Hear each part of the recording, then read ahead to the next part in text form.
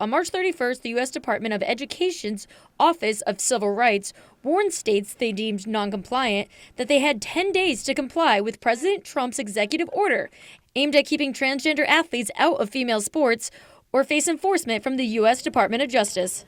And Maine very quickly demonstrated that we were not going to be in compliance when the Maine Principals Association allowed biological male to participate and win the girls' state championship in the pole vault.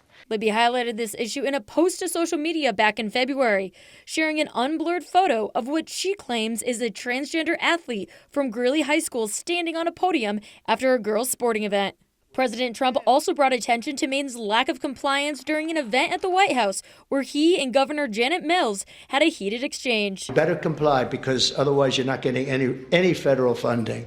See you in court. In the weeks following the exchange between the president and Governor Mills, the Democratic-controlled House moved to censure Libby for her post, which means she essentially is barred from speaking or voting on the House floor.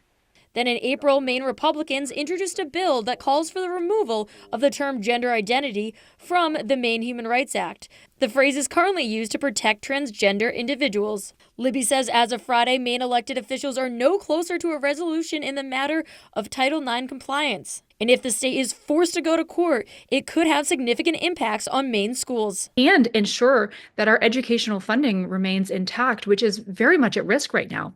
We are talking about hundreds of millions of dollars that Maine is poised to not receive by insisting on this woke ideology with which most Mainers don't agree. Governor Mills' office declined to comment, referring us to the Maine Attorney General's office, who is representing the state in the matter.